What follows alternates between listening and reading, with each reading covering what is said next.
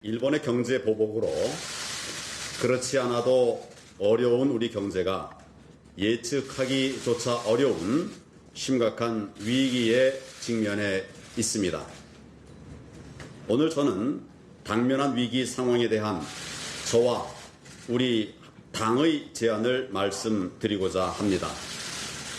먼저 현재 일본이 자행하고 있는 퇴행적 경제 보복은 도저히 납득할 수 없는 잘못된 것이라는 점을 분명히 밝힙니다. 우리 당은 일본의 경제 보복을 준엄하게 성토하면서 이를 즉각 철회할 것을 강력하게 요청합니다. 우리 정부가 지난 8개월 동안 예후와 경고를 무시하고 이에 대비하지 못한 것은 정말 아쉬운 일입니다. 국가적 위기에 과거를 다시 꺼내 따지고 싶지는 않습니다. 다만 그동안의 태만이 의도된 것이라면 이것은 묵과할 수 없는 것입니다. 더 큰 위기가 올 수도 있기 때문입니다. 저는 많은 국민들께서는 정부가 아직도 해야 할 일을 외면한 채 면피용 생색 내기 이벤트에만 여념이 없다고 의심하고 있습니다.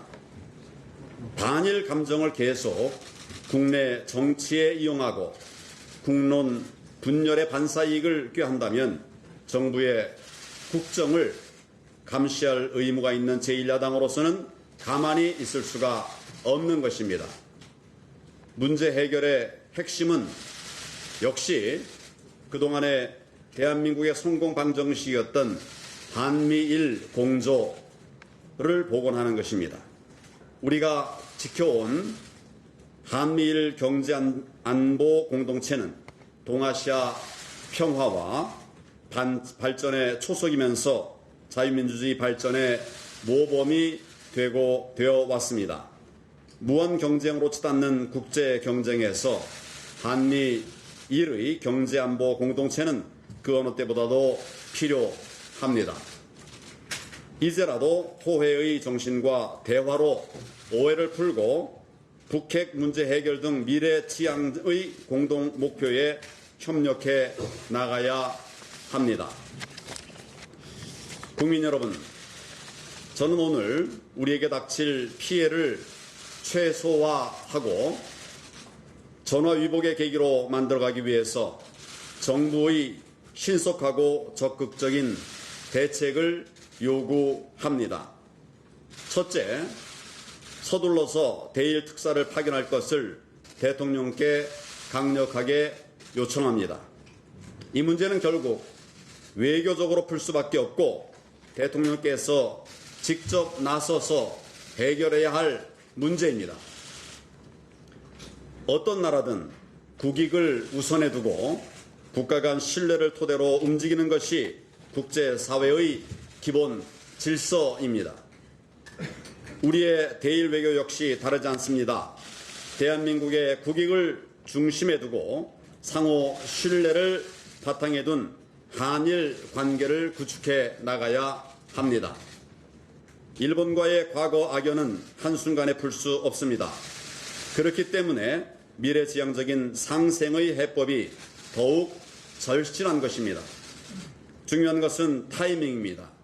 시간을 끌면 한일 관계의 복원은 더욱 어려워질 것입니다. 둘째, 미국이 우리와 같은 입장에서 일본의 잘못된 행동을 막아내도록 설득해야 합니다. 미국이 나서지 않으면 관성이 붙은 일본의 독주를 막기 힘들 수도 있습니다. 대미 특사 파견 등 가능한 방안을 찾아주실 것을 대통령께 요구합니다. 우리 당 나경원 원내대표가 최초 제안했고 국회의장께서도 말씀하신 국회 대표단의 방일과 함께 국회 차원의 방미 대표단 추진도 제안합니다. 셋째, 우리의 외교 라인을 즉각 교체해야 합니다. 이런 극단적 사태가 벌어지도록 방치했습니다. 외교 라인의 무능과 무책임을 질책하지 않을 수 없는 것입니다. 조속히 한일 간 대화를 재개할 수 있도록 불신의 대상이 되고 있는 외교부 장관과 외교 라인 전체를 반드시 교체해야 합니다. 넷째, 장단기 해법을 찾아 나갈 민관 협력 대응 시스템을 조속히 구축해야 합니다. 정부와 경제계 그리고 정치권이 함께 참여하는 민관협력위원회 구성 등이 좋은 대안이 될 수 있습니다.